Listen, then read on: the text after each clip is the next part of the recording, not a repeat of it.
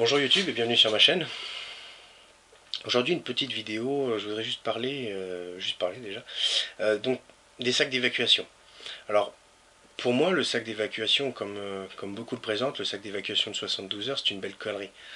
Donc je l'ai dit et je le répète et je le maintiens. C'est une belle connerie. Alors tout simplement, pour une simple et bonne raison, c'est qu'en 72 heures vous faites rien, croyez-moi.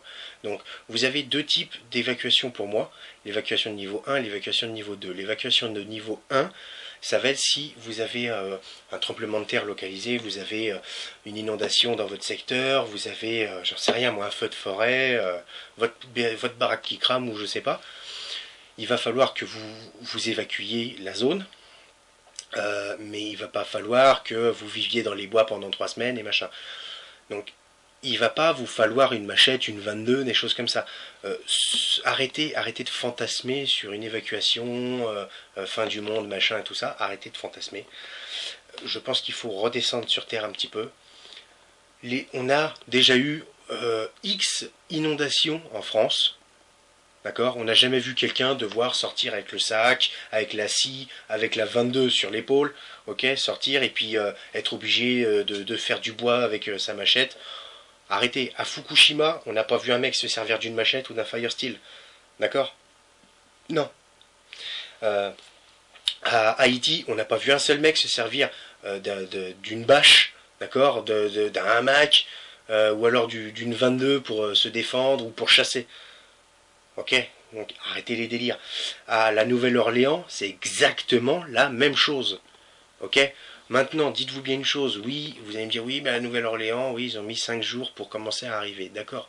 Maintenant, j'ai rien contre eux, mais c'est des Américains. Les Américains, ils ont une grande gueule, d'accord, mais ça s'arrête là.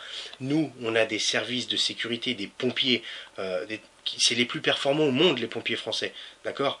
Il y en a beaucoup qui vont rire, qui vont dire ah non, ah non, ah non, parce que vous adulez les Américains. Mais il faut savoir que nos armées, d'accord, nous, au niveau militaire, on forme les Américains. Au niveau sécurité, d'accord, on forme les Américains. C'est les pompiers français qui sont venus. Les pompiers américains sont fait former par des Français, d'accord. Nous, regardez quand il y a une inondation, quand il y a un problème, regardez la tempête de 99, d'accord. En 3 jours, 90% des gens avaient retrouvé le courant. En 3 jours. Hein, donc arrêtez un petit peu donc avec les évacuations. Pour moi, une évacuation de niveau 1, donc ça va être une catastrophe un petit peu comme Fukushima ou comme ce genre de choses. Vous n'avez pas besoin d'avoir 3 jours de bouffe, vous n'avez pas besoin d'une machette, hein, vous n'avez pas besoin d'avoir un cabar à la ceinture, vous n'avez pas besoin d'une 22. Vous sortez avec une 22, hein, sur le sac à dos le jour où il y a une inondation. Le juge, il regardera pas si c'était parce qu'il y a une inondation ou je sais pas quoi. Hein. Attention, on n'a vu personne devoir se faire des apprentis dans les bois à Fukushima, à Haïti ou n'importe quoi, hein, chasser l'écureuil à l'arc. Donc arrêtez de fantasmer. Je pense que ces histoires d'évacuation, ça va un petit peu trop loin malheureusement, et surtout les gens fantasment un petit peu de trop. Vous avez les évacuations maintenant de niveau 2, pour moi c'est global, c'est-à-dire par exemple soit bon, la planète entière dans le pire des cas, ou soit dans le meilleur des cas, on va dire, la France. Prenons cet exemple. Il faut quitter le territoire français pour X ou Y raison, on s'en fout. C'est pas la question. Mais il faut quitter le territoire français. Donc la fameuse grande évacuation que tout le monde, enfin que beaucoup rêveraient d'avoir, hein, que je trouve un peu malsain d'ailleurs. Eh ben, dites-vous bien, en 72 heures, vous irez nulle part. Vous avez 72 heures de bouffe dans votre sac à dos, d'accord. Vous ferez pas grand-chose, pour une simple et bonne raison. Regardez un peu. Par jour, dans le meilleur des cas, croyez pas que vous allez faire 50 km par jour. Vous allez faire, quand je dis 15 bornes, je dis 15 bornes par jour, c'est si vous avez de la chance. Les routes vont, dans un cas comme ça, les routes sont soit impraticables, soit dangereuses, hein, ou en tout cas seront à éviter. Euh, il va falloir prendre des itinéraires de dingue. Les 15 bornes par jour, je suis même pas sûr qu'on les fera. Mais admettons même 15 km par jour, d'accord. 72 heures, ça fait 45 km. Si vous n'êtes pas à 45 km d'une frontière, hein, vous faites quoi avec 72 heures? Vous allez où? Et juste aussi, je voulais dire, 72 heures, oui, c'est bien beau, mais en cas de guerre mondiale, par exemple, hein, comme disait Coluche, en cas de guerre mondiale, je suis à l'étranger. Hein, donc vous voulez aller où? Évacuer, d'accord, mais pour aller où? Donc il faut voir ça aussi. Faut voir quand vous regardez un petit peu, par exemple, Fukushima, vous regardez la Nouvelle-Orléans, ou vous regardez Haïti, vous regardez le Rwanda, par exemple, hein, les Tutsis et tout ça. Vous regardez la Côte d'Ivoire, d'accord, les Français, les insurgés qui ont dû évacuer. Regardez voilà, ce genre de choses. Prenez un plan, une carte, d'accord, vous en trouvez plein sur Internet, et prenez 45 km, 72 heures. Regardez ce que ça fait. Ça vous laisse une toute petite marge de manœuvre.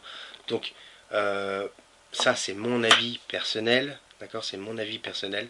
Mais maintenant, virez-moi vos conneries de Mars, Bounty, Sneakers et toutes ces conneries, le beef jerky et tout ça. Virez-moi ces conneries. Pour une évacuation de long terme, c'est pas ça qu'il faut pour une évacuation de long terme. Il va falloir du riz, mais alors du riz, mettre 1 kilo de riz, hein, il va falloir mettre de la nourriture en quantité, hein, d'accord. Et dites-vous bien que votre sac, à chaque fois je vois, oui, oh, mais ton sac il fait 20 kilos, c'est lourd. Une évacuation, moi je vais vous dire, mon sac fait 35 kilos. D'accord. Moi c'est pas 200 cartouches, c'est pas... parce que je vois souvent aussi, pareil, c'est pour une grande évacuation comme ça, oui, 200 cartouches. 200 cartouches, mais vous faites quoi? Mais vous vous rendez compte? Est-ce que vous avez déjà été au stand de tir? 200 cartouches, ça part à vitesse grand V. Ça part vitesse grand V, donc vous ferez rien avec 200 cartouches de 22. Hein. Moi je pars, moi j'ai 2500 cartouches sur moi de 22, hein, sans compter les autres. Donc voilà, donc je pense qu'il faut revoir un petit peu ses priorités, arrêter un petit peu de fantasmer, je pense, sur une fin du monde ou un truc comme ça, et de se dire aussi que l'évacuation, je l'ai dit et je le répète, c'est vraiment la dernière chance. La dernière chance, c'est vraiment si on en arrive à devoir évacuer, c'est voilà, c'est vraiment vous avez une chance sur 100 quoi, hein, de rester. Parce que pour aller où, pour faire quoi? Parce qu'il faut voir ça aussi. Hein, une évacuation, ce sera pas du bushcraft hein, avec la mayonnaise sur les tomates, tout ça, et puis la petite nappe par terre. Non, non, non, non, ça sera pas ça. Hein. Une évacuation, ça va être trash. Donc voilà, donc je pense qu'il faut arrêter un petit peu de fantasmer là-dessus, regarder un petit peu l'histoire et comment que les choses se sont passées, parce que ce genre de choses, les évacuations se sont déjà passées plusieurs fois. La dernière grosse évacuation qu'on ait eue en France, regardez bien, c'est 39, en 39-45. Les évacuations, elles n'ont pas duré 72 heures. Les mecs, ils n'avaient pas de machette, ils n'avaient pas de fire steel à la con. Le fire steel, c'est bien, oui, j'en ai un, d'accord, histoire de dire, bon, je l'ai acheté en fait, je sais même pas trop pourquoi, rien ne vaut le briquet. Rien ne vaut le briquet. Tout simplement, parce que votre fire steel, à chaque fois, c'est vrai que c'est un peu galère d'allumer un feu avec ça, faut de l'amadou et machin. Bon, c'est vrai que oui, c'est bien. Maintenant, comptez le nombre de feux que vous allumez avec un fire steel, comptez le nombre de feux que vous allumez avec un briquet bic. Regardez lequel est le plus rentable. Hein, voilà. Au niveau du temps, au niveau de la facilité. Tout simplement. Donc je pense qu'il faut arrêter un petit peu aussi avec les matos qui sont spécifiquement de survie. J'ai présenté par exemple un couteau pliant qui pour moi est parfait. C'est le couteau papillon. Il y en a 2-3 qui m'ont un peu rayonné en MP. Pourquoi? Parce que c'est pas le style de couteau spécifiquement survie, Bear Grylls, machin. C'est un couteau. Donc arrêtez avec des trucs spécifiques survie, ça n'existe pas. Voilà. Donc je pense qu'il faut arrêter un petit peu de se faire des fantasmes. Et puis pour les sacs d'évacuation, réalisez bien que 72 heures, c'est rien du tout. Et qu'un sac d'évacuation avec machette, 22 longs rifles et tout ça, si c'est juste une inondation ou un truc comme ça, les autorités vont vous tomber dessus, vous n'allez rien comprendre. Donc essayons d'avoir les pieds sur terre.